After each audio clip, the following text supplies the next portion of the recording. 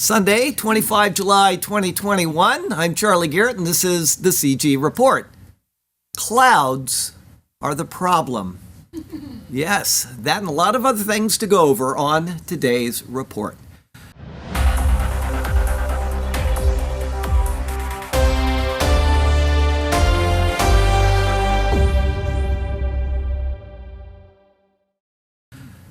Okay, we're going to start out with some news from Israel today, but before I do, I want to let you know a lot of people that have watched the update over the years, the report that we do, are familiar with Isaac in Uganda. He's a wonderful guy. He does a lot for the people there. He's always helpful. He's very responsive when people email him.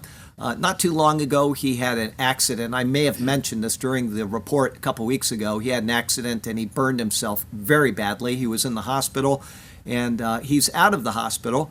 And one of the things that he was able to do after all the years of ministering to other people, he sent me an email.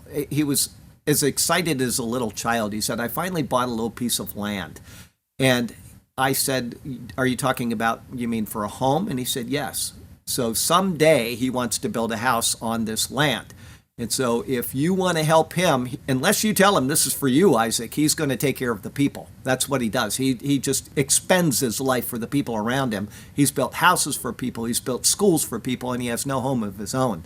And so if you want to help him, let me know. I'll tell you how to send him some money, and hopefully we can get Isaac into his own home. There you go, just so you know that. Okay, news from Israel. From Israel Hayom. The Lapid-Bennett government's foreign policy doctrine. This is a long article, but I think it's worth telling you what the status of the government in Israel is right now. From Prime Minister Bennett's stunning assault against his predecessor Netanyahu at the Knesset, through Foreign Minister Yair Lapid's trip to Brussels and his speech before the Global Forum on Anti-Semitism. This week, which was earlier last week, this week the Lapid-Bennett government's foreign policy doctrine was fully exposed. One of the novel aspects of Bennett and Lapid's governing arrangements is that there doesn't appear to be any tension between them on foreign policy. In all previous unity governments, there were great tensions as the prime minister, who hailed from one side of the ideological spectrum, and his foreign minister, who hailed from the other. Each pulled Israel's foreign policy in opposite directions, with the prime minister ultimately gaining the upper hand. There is none of that in the Lapid-Bennett government, and this week we discovered why that is the case. There is no tension because there is no competition. Lapid controls everything. Bennett is an afterthought at best. In his speech at the Knesset, Bennett didn't lay out a policy for preventing Iran from developing a nuclear arsenal in the face of U.S. support for the regime and its military nuclear program. Instead, he threw an adolescent fit against Netanyahu, replete with weird mimicry and obvious slanders. Bennett alleged ridiculously that Netanyahu did nothing to prevent Iran from acquiring nuclear weapons during his long tenure in office. That's as insane of a thought as it could be. Netanyahu almost absolutely. That guy, Netanyahu, you may not have agreed with him on everything, but he did a lot to keep Iran from getting that nuclear bomb that they're trying to get. So that there is just laughable. But usually, shortly after a new prime minister enters office, he flies to Washington to meet the U.S. president. Bennett is in no hurry. His meeting with Biden is scheduled for the second half of August. Now, what's going to happen in August? I kind of made a connection here. What's going to happen in August? They're going to have a new president in Iran. Remember, they just went through their elections. And so he's obviously just dithering. He's dithering. He doesn't want to get involved in this process, which means he's agreeing with Biden that this guy should be in there as the president, and then they'll make this nuclear deal. Now, I could be wrong on that, but I can't think of any other reason why he would delay this until after August when that new president in Iran is installed. But we'll see. The delay is telling. By the time he arrives at the White House, by Rouhani's telling, Iran will have reached nuclear breakout capacity. The butcher of Tehran, Ebrahim Raisi, will have been sworn in as Iran's new president.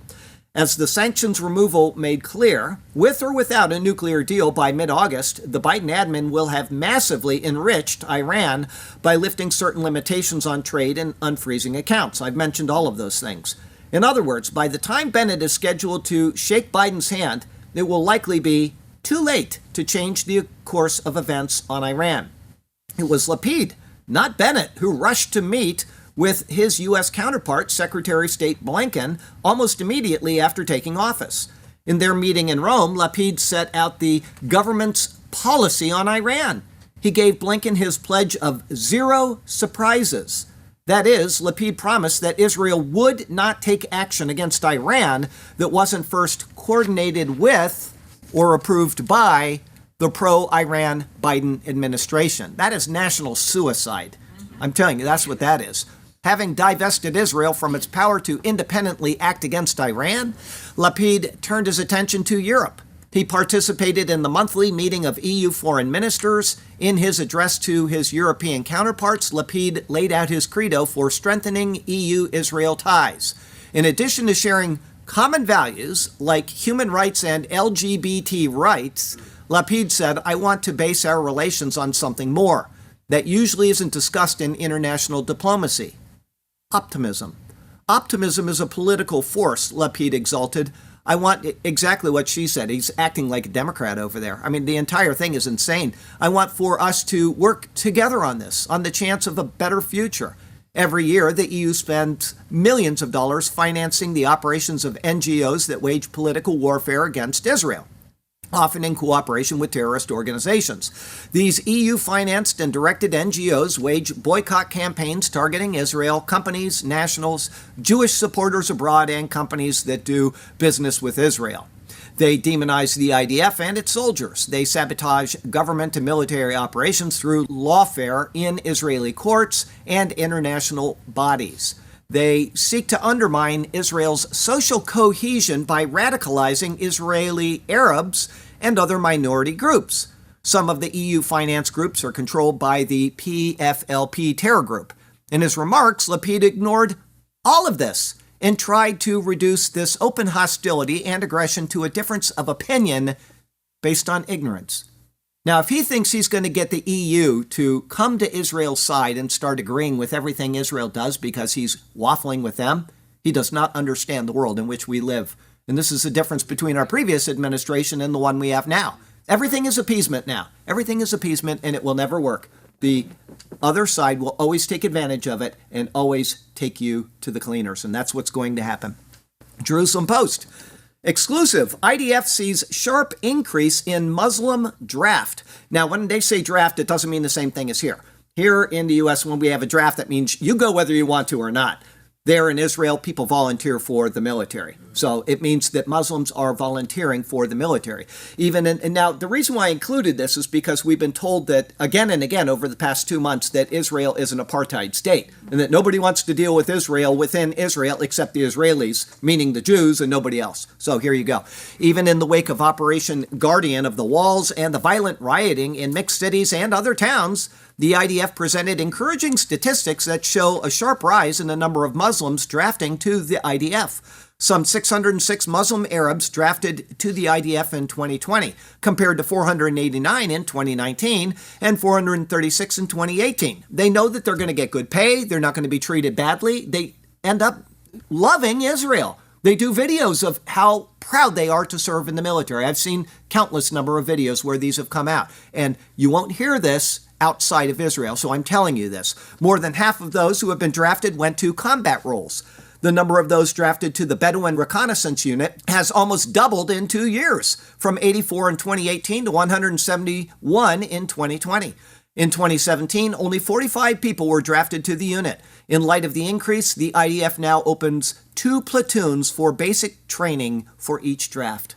So you see, they are not an apartheid state. They are integrating people into their military that volunteer. They are under no obligation to serve in the military of Israel. Only Jews are. And yet these people are volunteering and going in because they understand the importance of the country they live in and the government that is formed over them. From All Israel, in a victory for BDS, Ben & Jerry's to stop selling ice cream in the Israeli settlements. Now, I'm sure you heard about that. Next article, Times of Israel. Israel's envoy to U.S. asked 35 states to use anti-BDS laws against Ben & Jerry's. 2 of those states have already come out and started paperwork on this, Florida and Texas. And I wouldn't be surprised if the other 33 do. Now, I'm not going to report on Florida and Texas because they are initiating the process. And my guess is that when they say Florida, DeSantis, I read the letter, he says he sent it to a committee to check it out, to find out what to do. And he said, this is in accord with our laws, our BDS laws in the state, and I would like you to review it. If this violates it, I would like all of our Florida support for Ben & Jerry's to be pulled. Now, you get 2 or 3 states to do that, or 33 states, and Ben & Jerry's is going to waffle, just like Uber did, just like everybody else did. So I hope this happens, because what is happening here is wrong. Whether you agree with Israel or not is irrelevant. What Ben & Jerry's is doing is wrong, and they need to be called out for it. So we'll see where it goes. Just wanted to give that. They what? Buy Haagen-Dazs. Okay, I like Breyers. Breyers is my ice cream. The Breyers with the vanilla bean, the little black vanilla beans all over in there. And then either take raspberry, that's really good, or real maple syrup. Those 2 things are the best on Breyers vanilla ice cream. So that's my recommendation for you. Okay, let's see here from I24. Israel to host Miss Universe pageant for the first time in December. At this point, it hardly matters, because what they have are not all women up there, if you know what I'm saying. Anyway, now we got some news concerning the state of Christianity. Just so you know, the daily commentary that I post on the Superior Word website is now also posted on Sermon Audio every single day. Wade had just volunteered to do that, and he's been posting them there. So if you can't get the Superior Word website for some reason, just go to Sermon Audio and click on blog. And there it is every day. The commentary we're in Revelation right now. We're in Revelation 26 today, I think, or something like that. Anyway, 20 verse 6, not Revelation 26, because there is no Revelation chapter 26. All right, from LifeSite. Government of Washington, D.C. must pay $200,000 to church it restricted during lockdown. I'm loving to see these, one after another coming out. D.C. will pay $200,000 as a part of a settlement of a lawsuit for restricting religious services during the coronavirus lockdown. Last September, Capitol Hill Baptist Church sued the district after the government banned outdoor religious services with more than 100 people in attendance. They argued that the restrictions unfairly burdened religious institutions compared to secular entities. In October 2020, Trump-appointed U.S. District Court Judge Trevor McFadden ruled in favor of the church, maintaining that the current restrictions substantially burden the church's exercise of religion. So, based on his judgment, then it went to the whatever process to decide the fine, and they were fined $200,000. Good job. From the Christian headlines, this guy has lost his mind. Pastor Robert Jeffress encourages pro-lifers to take vaccine, value life outside the womb. Okay, that's his little take on this. I'm going to talk about this, and I just want you to know, I'm not saying that he's out of his mind for telling you to get a vaccine. That's a personal choice. He's out of his mind because of the stand he's taken in relation to the stand he is making. So here we go. Texas Pastor Robert Jeffress is encouraging pro-life Christians to consider taking the COVID-19 vaccine, saying it is consistent with a pro-life ethic. That's his argument of selflessness and considering the needs of others. Jeffress also says it bothers him to hear evangelicals argue, my body, my choice with the vaccine. He says that's what the pro-abortion people say. No kidding. We're using their argument against them. The guy has got to be an idiot. Anyway, we'll go on. I think somebody who is as pro-life and outspoken on that as I am has a duty to be consistent with that. So he's saying that this is a moral obligation to protect people, and I have a duty based on that. Now listen to this. I believe if we are intent on protecting life inside the womb, which I am, we need to also be careful to value life outside the womb and do everything we can to preserve it. Now I'm going to stop right there. Does everybody know what all 5 of the vaccines are based on? All 5 of them. Aborted fetus cells. 2 of them actually use aborted fetus cells in their injections. But all 5 of them are based on research from the murder of unborn children. You talk about a man that doesn't understand consistency. This is the guy. I don't know anything about him. I've never heard one of his sermons, but this guy is not a smart or intelligent or a moral human being. If you like him, That's fine. Don't watch this update anymore. But this is criminal stupidity. That's what this is. Jeffress then quoted Philippians 2, 3, and 4, saying, "It's the controlling passage for him on the issue. Do not merely look out for your own personal interest, but also look out for the interest of others." Have this added. What about the babies that are being murdered to support the stem cells for these injections? Have this attitude in yourself, which was in Christ Jesus, who gave himself, was crucified for our sin payment. He's taking a verse out of context, and then he's trying to get people duped into taking a vaccine based on an argument against the argument he's using. That is shame and guilt, and he's shameful for doing it. Mail Online. Capitol rioter who told cops she wanted to lynch Nancy Pelosi quotes the Bible in court, saying the law doesn't apply to her because she's a sovereign citizen and has a divine empowerment.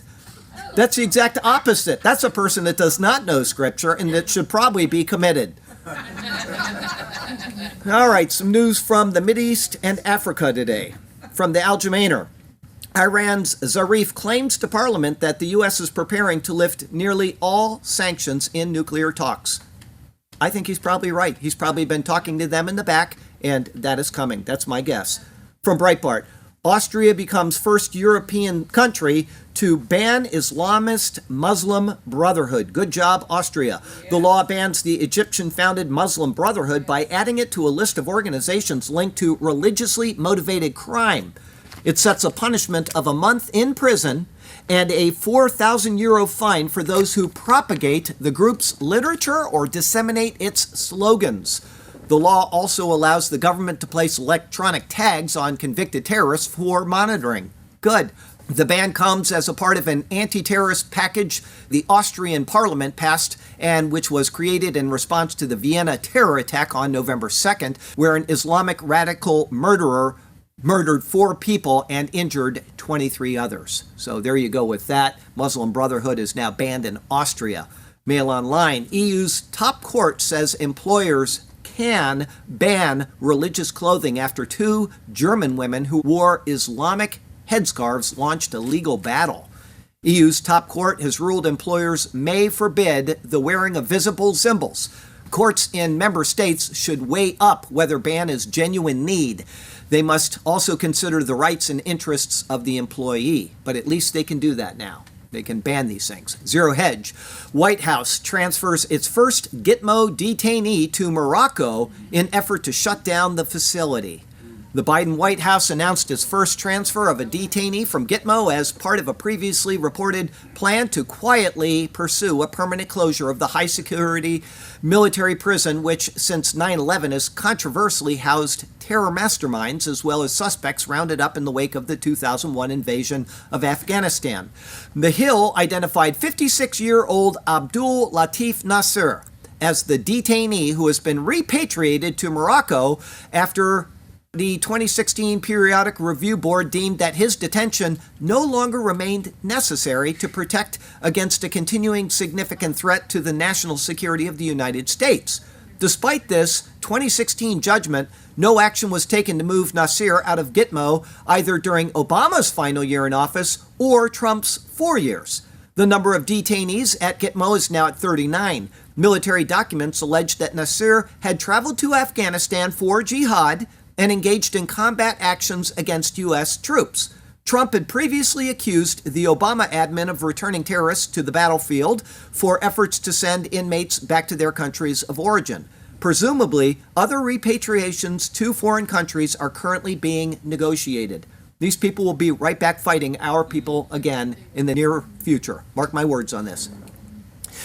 As we span the globe, we try to never miss something interesting from Mongolia. From The Guardian, Mongolia is home to the world's first national park. Did you know that? The first national park in the entire world is in the country of Mongolia. Yes, in 1783, the Mongolian government, under the control of the Qing dynasty, established Bogd Khan Ul, a mountain that overlooks today's capital of Ulaanbaatar, as a protected reserve and the world's first national park. It remains a national park, UNESCO Biosphere Reserve, and popular hiking spot to this day. Had no idea.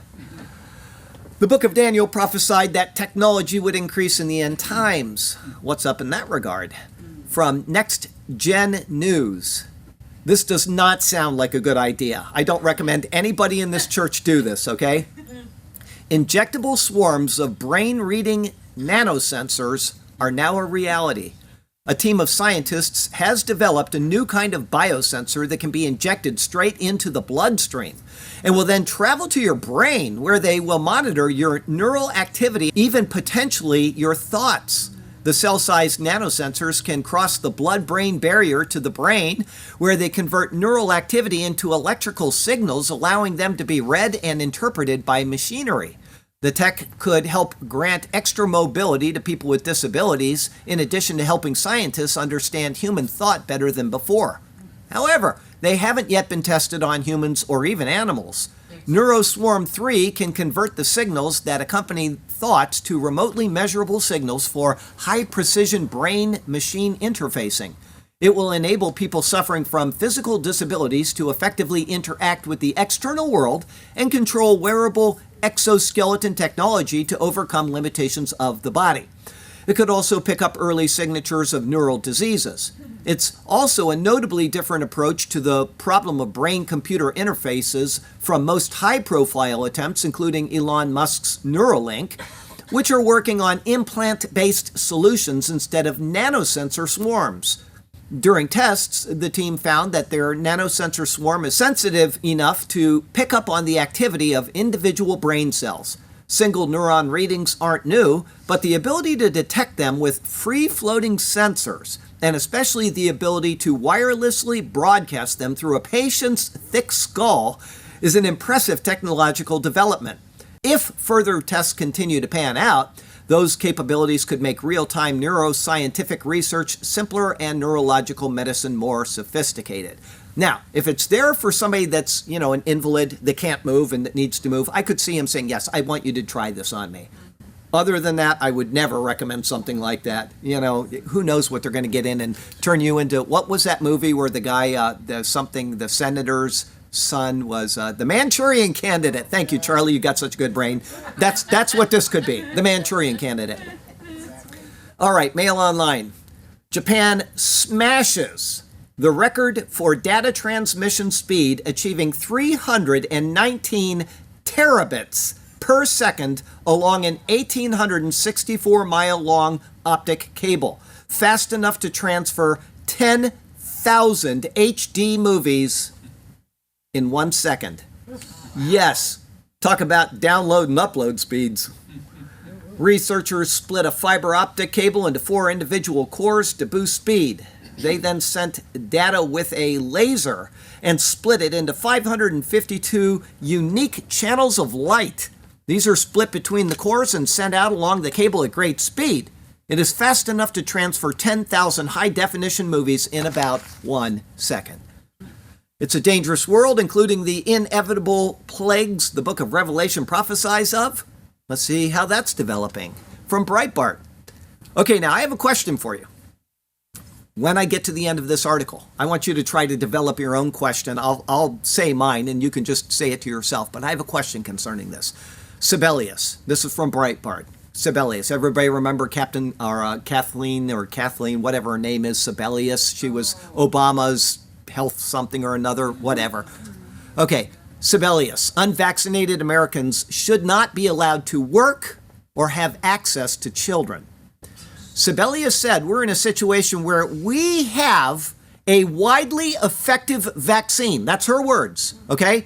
Multiple choices, lots available, free of charge, and we have folks who are just saying, I won't do it. She added, so I think we're reaching that point in the United States where those of us who are vaccinated, I want to take off my mask.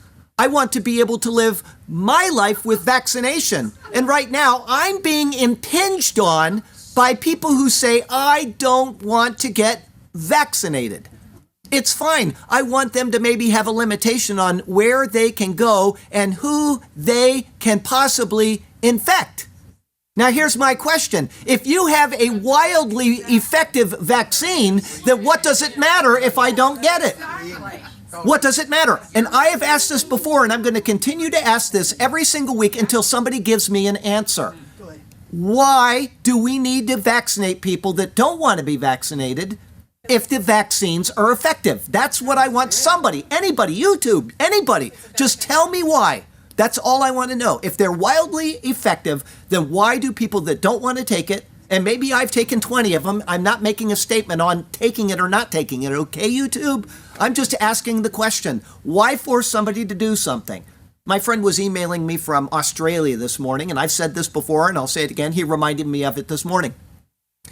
In the Bible, and up until 2 years ago in world history, when somebody was sick, you took that person and you told them to isolate. Now you have entire nations isolating because of a couple of sick people.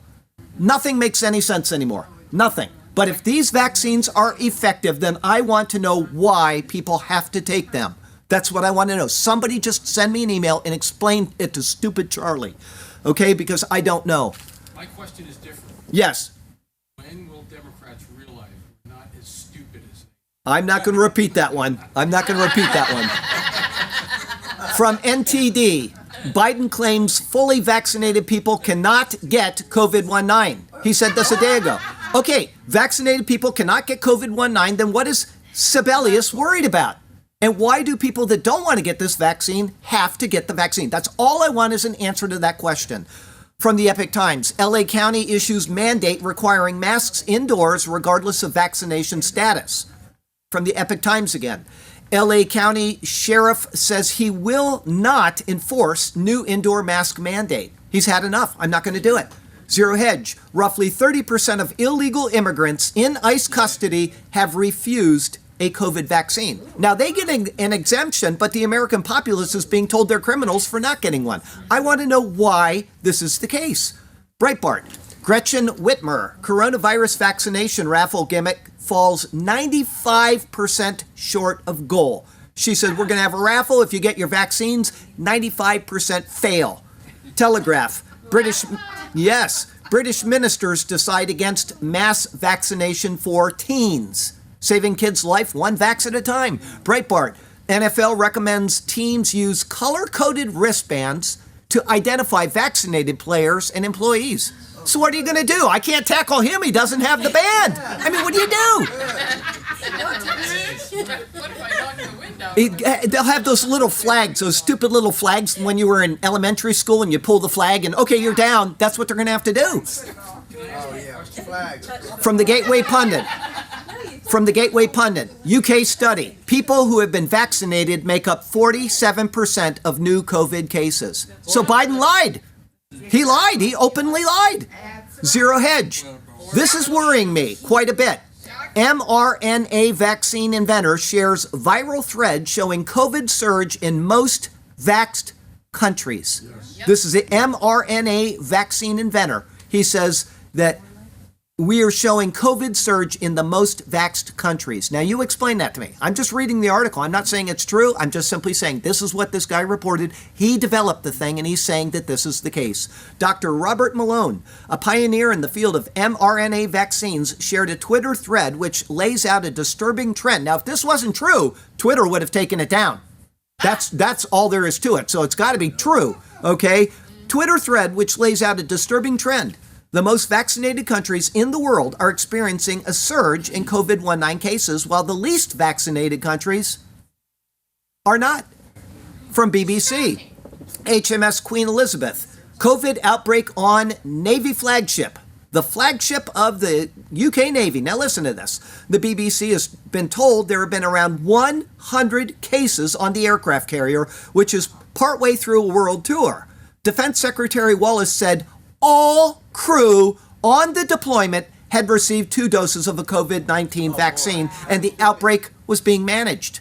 How can it be managed if they all got vaccinated before they left and now they have 100 cases? How is that being managed? From Gizmodo, the worst European floods in 100 years have left 120 dead, 1,300 missing.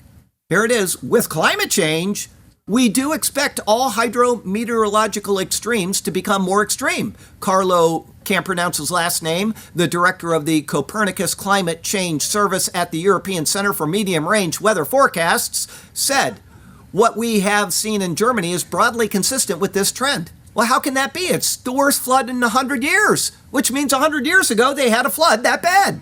How can it be climate change? I just want somebody to answer the question. Just please answer the question. The state of morality is declining. Here's some news on that. Mail Online. Breaking boundaries on a beach. Lena Bloom makes history as Sports Illustrated swimsuit's first transgender cover star. Oh, really? TV Line. Emmys.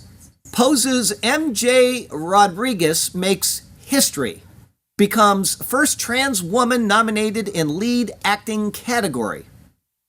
Epic Times. Trans individuals sue Montana over proof of sex change requirement to amend birth certificates. So I'm transgender, but I don't want to change my gender. I just want to sue you. It doesn't make any sense. Mail Online. NFL announcer. They will play the Black National Anthem before the Star Spangled Banner during every week. One game, and players may feature names of police brutality victims on their helmets. I would never watch another NFL game in my life, ever. Never. I would never watch not 1 minute of NFL. Not that I get TV anyway, but I would never watch it. After that disgrace.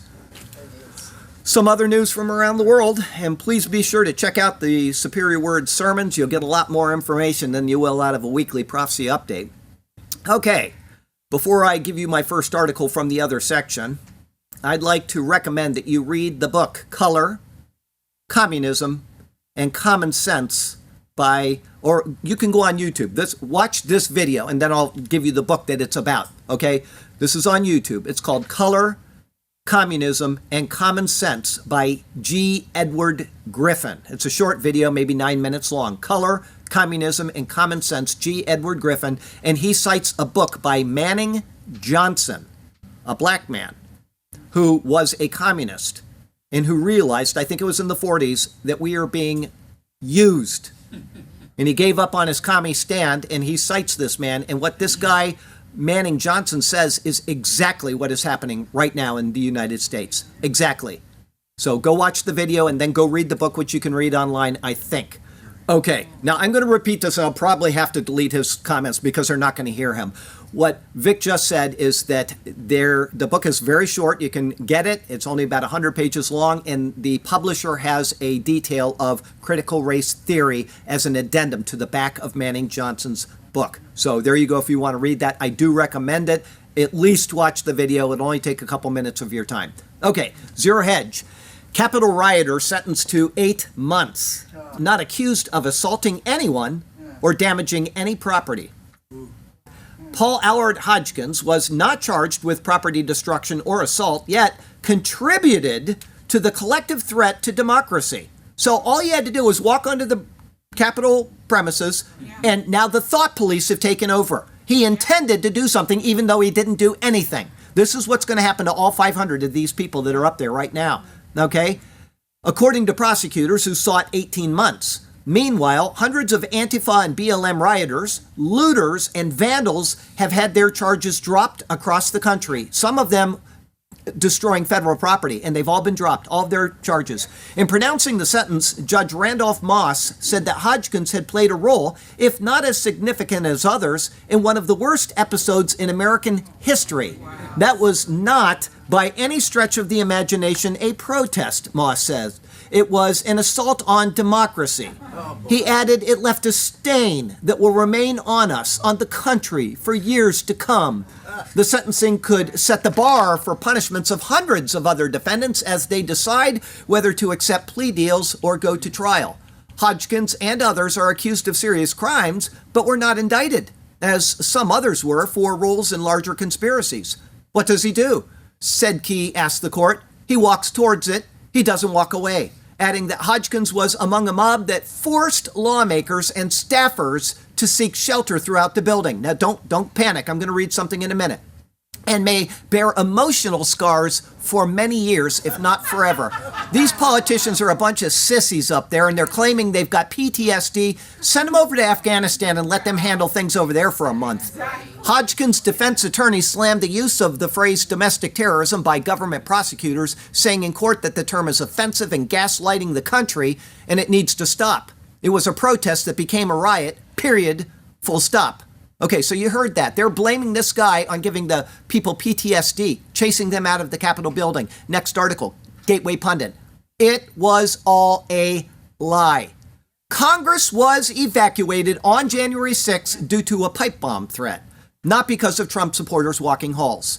It was never an insurrection. It was never an armed mob. It was a pipe bomb found outside of the RNC on the day of the protests, and they've never found the culprit. Funny how that works. The discovery of a pipe bomb outside the RNC headquarters in Washington on January 6 prompted police to evacuate 2 congressional buildings, not, as was believed, the attack on the U.S. Capitol. U.S. Capitol Police learned of the discovery of 2 pipe bombs on Capitol Hill around the same time, just before 1 p.m. Capitol Police responded to one bomb discovered by an RNC staff member at the organization's office just a few blocks from the Capitol. Metropolitan Police Department officers responded to a second pipe bomb that was spotted outside the nearby DNC headquarters.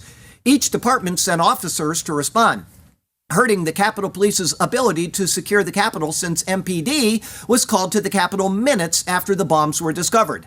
That resulted in the evacuation of 2 congressional buildings, the Cannon House office building, as well as one of the Library of Congress buildings. So the assault on the Capitol is not what caused the evacuation of those buildings. The discovery of those pipe bombs is what caused the evacuation of those, asked Republican Oklahoma Senator James Langford. That is correct, said Police Chief Sund. We got people going to prison and having their lives destroyed because of this.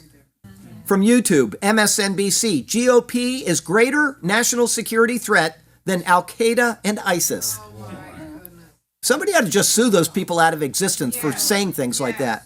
Weasel Zippers, Chicago gang members now outnumber police 10-1.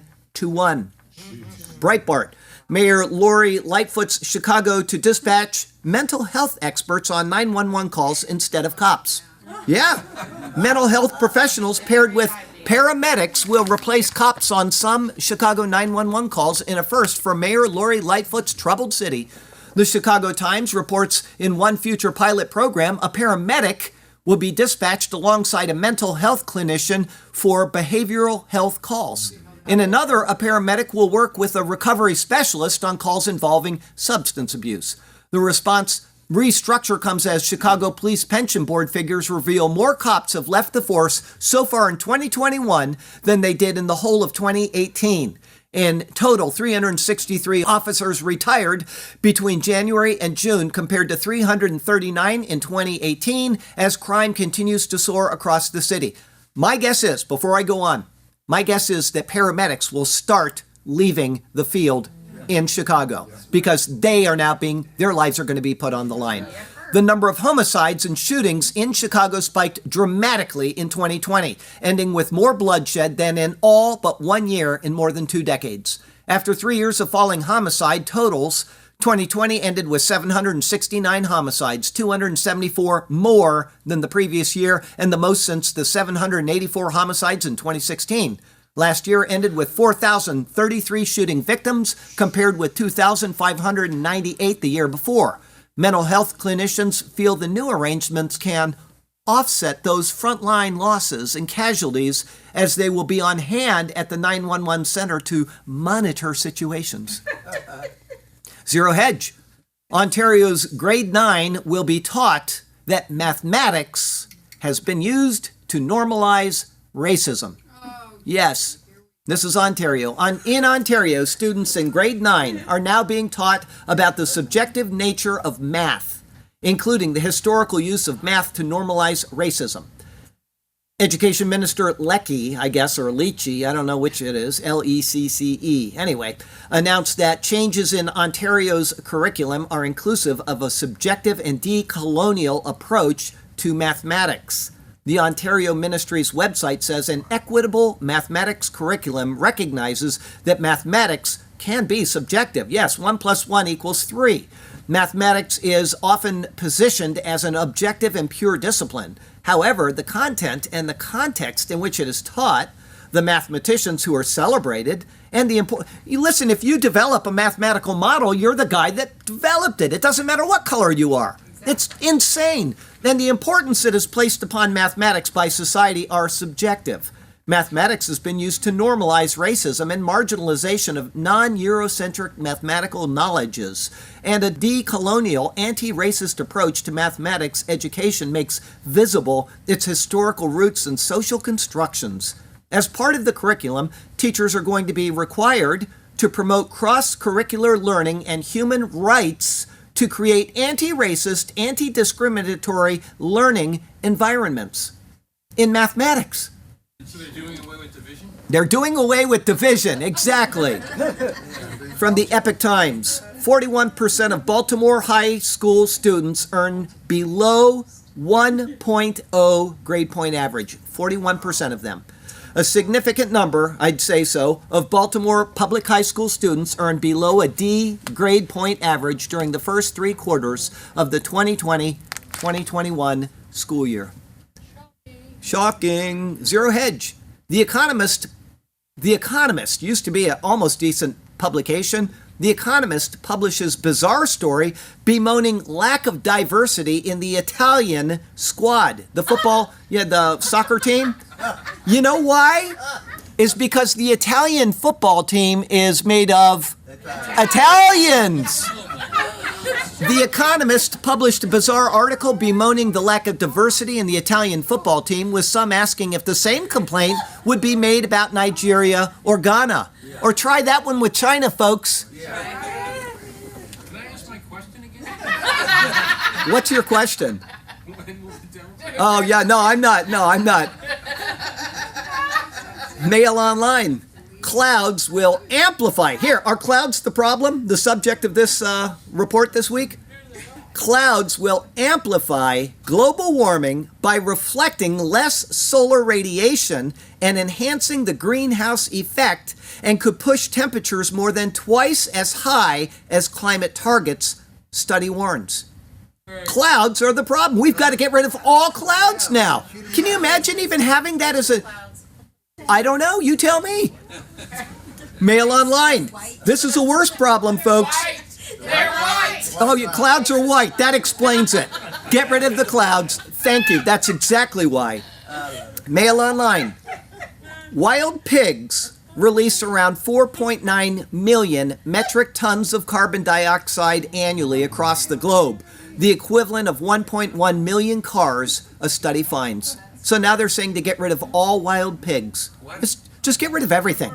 Just get rid of the clouds, get rid of the pigs, just blow up the world so we don't have to worry about the world being destroyed by climate change.